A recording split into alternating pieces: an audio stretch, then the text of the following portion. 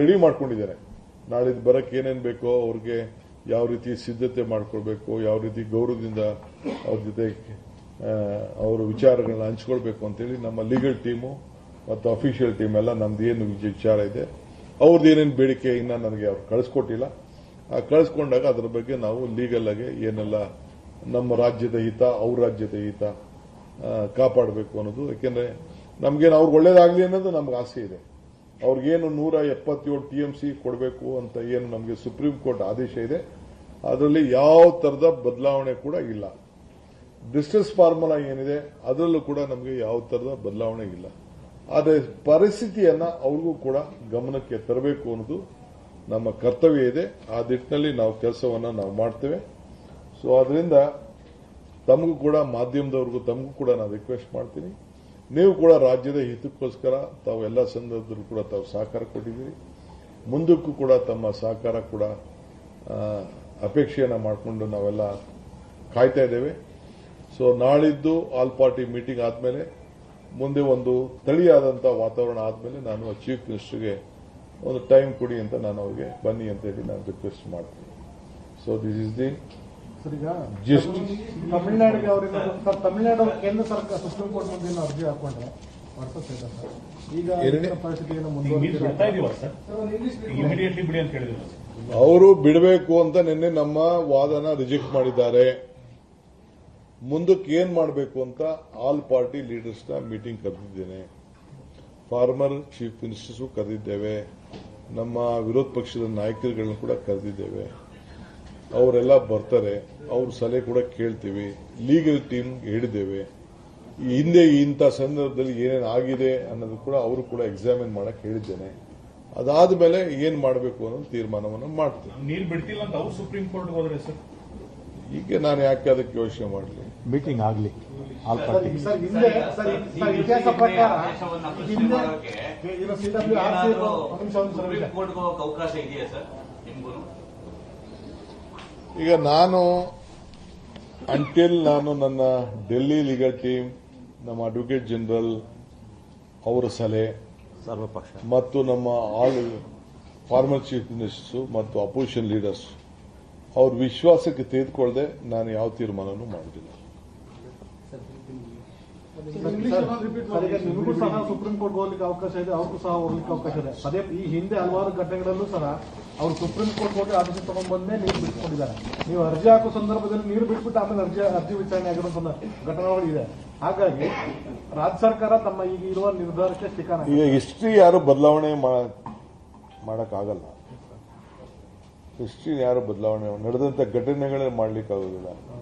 ನಾನು ಹೇಳ್ತಾ ಇದ್ದೀನಲ್ಲ, ಇವರು ನಾಗೇಗೌಡರು ಇದ್ದಾಗ, ಬಂಗಾರಪ್ಪರು ಇದ್ದಾಗ, ಎಸ್ ಎಂ ಕೃಷ್ಣ ಇದ್ದಾಗ, ಬೊಮ್ಮಾಯಿಯವರು ಇದ್ದಾಗ, ಯಡಿಯೂರಪ್ಪನವರು ಇದ್ದಾಗ, ಕುಮಾರಸ್ವಾಮಿ ಅವರು ಇದ್ದಾಗ ಏನೇನಾಯ್ತು ಅಂತ ನಾನೀಗ ಚರ್ಚೆ ಮಾಡಕ್ಕೆ ಹೋಗೋದಿಲ್ಲ. ಎಲ್ಲ ನಿಮ್ಮ ಹತ್ರನೇ ಮಾಹಿತಿಗಳೆಲ್ಲ ಕೂಡ ಇದೆ. ಸೊ ನಾವು ಕೂಡ ಅದ್ರ ಬಗ್ಗೆ ಎಲ್ಲ ಗಮನಿಸ್ತಾ ಇದ್ದೇವೆ.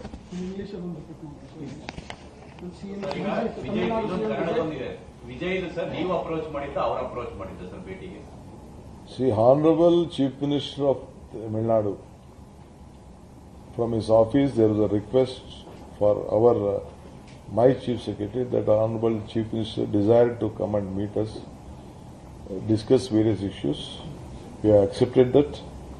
So on 3rd we fixed the date, and today after these court orders from the CWC and MEA and what it, and I could see that the atmosphere is not right this point of time.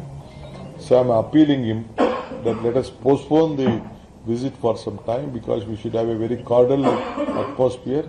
I want both the states to be benefited out of it. I don't want any heartburn feelings within both of us, because whatever the water problem should be benefited for both of us. It all depends upon the rain god, which has to shower. And Tamil Nadu is also, they are also our farmers. Karnataka also is our farmers. We are a country, and the Supreme Court has already given a clear direction, judgment, Even the parliament also, the central government has also come out with its own opinion as per the law. So in that, the Mekedatu, whatever the reserve is more beneficial to Tamil Nadu than has. I think today some media, English media also has commented on that. It is more beneficial for Tamil Nadu, except the power for us. We can't use that water balancing reservoir. We are bound to implement the Supreme Court order as per the decision taken earlier. That is the direction of the Supreme Court order. So we don't want to disobey any order, but it is my bound duty to keep my political parties, opposition parties, they have been cooperating with us, they are helping us. We may have difference of political aspirations and opinions, but ultimately they are helping us in the larger interest of the state. So we will take them into confidence. Day after tomorrow we are meeting them. In the meantime, I am requesting the Honorable Chief Minister of Tamil Nadu to defer our meeting for a little bit while, to have a meeting. ತಮಿಳುನಾಡಿಗೆ ಯಾವುದೇ ಡ್ಯಾಂನಿಂದ ನೀರು ಬಿಟ್ಟಿಲ್ಲ. DK Shivakumar ಅವರ ಹೇಳಿಕೆ. ಸರ್ವಪಕ್ಷ ಸಭೆ ಬಳಿಕ ಮುಂದಿನ ತೀರ್ಮಾನವನ್ನ ಕೈಗೊಳ್ಳಲಾಗುತ್ತೆ ಅನ್ನುವಂಥದ್ದನ್ನ ಹೇಳ್ತಾ ಇದ್ದಾರೆ. ರಾಜ್ಯದ ಹಿತ ಕಾಯುವಂಥದ್ದೇ ನಮ್ಮ ಆದ್ಯತೆ ಆಗಿದೆ. ರಾಜ್ಯದ ಹಿತ ಕಾಯ್ತೀವಿ. ಬಂದ್ ಮಾಡೋದ್ರಿಂದ ಪ್ರಯೋಜನ ಇಲ್ಲ. ಸರ್ಕಾರನೇ ನಿಮ್ಮ ಪರವಾಗಿ ಇದೆ. ತಮಿಳುನಾಡು ಸಿಎಂ ಜೊತೆಗೆ ಸಭೆಯನ್ನ ಕೂಡ ಮುಂದೂಡಿಕೆ ಮಾಡಲಾಗಿದೆ. 3ನೇ ತಾರೀಕು ಸಭೆ ಇತ್ತು. ಇದೇ ಸೋಮವಾರ ಸಭೆ ಇತ್ತು, ಅದನ್ನ ಮುಂದೂಡಿಕೆ ಮಾಡಲಾಗಿದೆ. ಇವಿಷ್ಟು ಈ ಕ್ಷಣದವರೆಗಿನ ಸುದ್ದಿ ನೋಡ್ತಾರೆ ನ್ಯೂಸ್ 18. ಜಾಲ ನಮ್ಮದು, ಬಲ ನಿಮ್ಮದು.